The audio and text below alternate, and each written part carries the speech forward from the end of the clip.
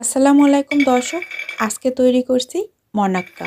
যে নামেই ডাকেন, আমি কিন্তু এটাকে মনাক্কা নামেই ডাকি। ছোটবেলায় এটা কিন্তু ভীষণ পছন্দ ছিল, কিন্তু বড় হওয়ার পরও পছন্দটা কিন্তু কোনোভাবেই কমেনি। আর এই মনাক্কাটা চায়ের সাথে বিকেলে অথবা অবসর টাইমেই কিন্তু খেতে বেশি ভালো লাগে। যেটা আপনারা ফলো করলে অবশ্যই আপনাদের মনাক্কাটা অনেক দিন পর্যন্ত খাস্তা থাকবে আর খেতে হবে অনেক কুড়মুড়ে। তো এটা তৈরি করার জন্য প্রথমেই নিয়েছি 1 কাপ পরিমাণে ময়দা আর 1 কাপ পরিমাণে ব্রাউন আটা, 3 টেবিল চামচ পরিমাণে চিনি, স্বাদমতো লবণ আর 1 চামচের মতো কালো জিরা। তার সাথে দিয়ে দেব 4 টেবিল চামচ পরিমাণে রান্নার রেগুলার তেল। তেলটার পরিমাণ কিন্তু অবশ্যই বাড়িয়ে দিতে হবে, সেক্ষেত্রে কিন্তু আপনার মনাক্কাটা অনেক বেশি খাস্তা হবে।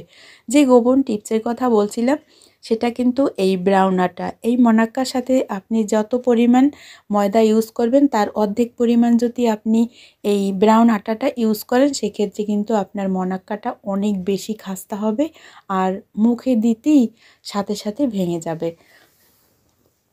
তো তেলটা ভালোভাবে মিশিয়ে নিয়েছি এই ময়দার সাথে আর আটার সাথে।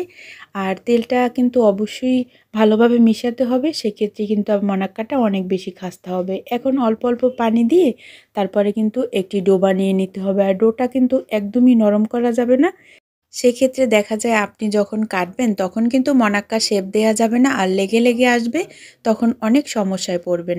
যাই হোক, এখন অল্প অল্প পানি দিয়ে এই ডোটা কিন্তু আমি রেডি করে নেব।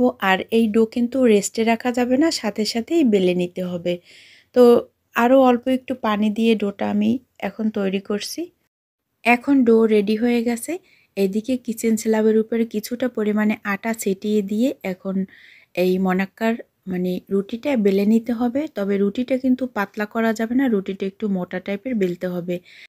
কম হলেও 1/2 ইঞ্চি মোটা করে এটা বেলে নিতে হবে। আর মনাক্কাটা কিন্তু এমনভাবে কাটতে হবে, এটা কিন্তু সবগুলো মনাক্কার সাইজ একই রকম করে কেটে নিতে হবে, তাহলে দেখতেও সুন্দর হবে আর খেতেও ভালো হবে।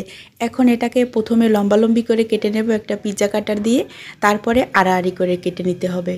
যখন আড়াআড়ি করে কাটবেন তখন কিন্তু অবশ্যই লক্ষ্য রাখবেন সবগুলো মনাক্কার শেপ যেন একই রকমের হয়, তাহলে দেখতে বেশি ভালো লাগবে। তো আমার চ্যানেলে বিভিন্ন রকমের নাস্তা তারপর বিস্কুটের রেসিপি দেওয়া আছে, চাইলে আমার ছোট চ্যানেলটি ঘুরে আসতে পারেন। আশা করি আপনাদের কাছে অনেক ভালো লাগবে। আর পুরুত্বটা দেখে তো নিশ্চয়ই বুঝতে পারছেন যে আমি কতটুকু পুরুত্ব রেখেছি। তো এখন এগুলো তেলে ভাজার পালা।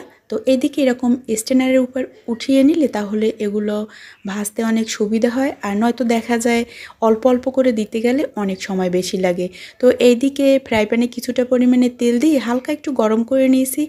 একদম যে তেল ফুটানো অবস্থায় দিতে হবে সেরকম কিন্তু না, তাহলে দ্রুত কালার চলে আসবে আর আপনার মনাক্কাটা কিন্তু খাস্তা হবে না, যার কারণে খেতে ভালো লাগবে না। এই মনাক্কাটা যত খাস্তা বেশি হয় খেতে কিন্তু ততই ভালো লাগে। আর এই মনাক্কাটা কিন্তু আপনি সংরক্ষণ করে রাখতে পারবেন 15 থেকে 20 দিনের মতো। আর বিকেলে চায়ের সাথে অথবা অবসর টাইমেও কিন্তু এগুলো খেতে অনেক মজার হয়।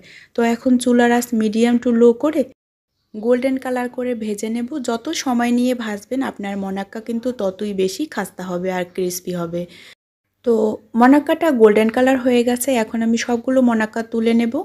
আর সব মনাক্কা কিন্তু একবারে স্ট্রেনারে তুলে নিতে পারবেন না, অল্প অল্প করেই তুলে নিতে হবে। আর এই সময় চুলার আঁচটা অবশ্যই মিডিয়াম টু লো রাখবেন।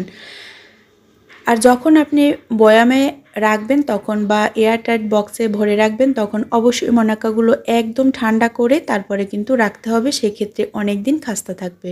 আর বন্ধুরা, আপনাদের কাছে রিকোয়েস্ট, আমার ভিডিও যদি আপনাদের এতটুকু ভালো লেগে থাকে তাহলে ইউটিউব থেকে দেখলে আমার চ্যানেলটি সাবস্ক্রাইব করবেন, আর ফেসবুক থেকে দেখলে ফলো দিয়ে আমার সাথেই থাকবেন। আশা করি আজকের রেসিপি অনেক বেশি ভালো লাগবে। আর মনাক্কাগুলো কতটা খাস্তা শব্দ শুনে তো নিশ্চয়ই বুঝতে পারছেন। তো একটা মনাক্কা আপনাদের সাথে খেয়ে শেয়ার করছি যে কতটা ক্রিস্পি আর কতটা খাস্তা।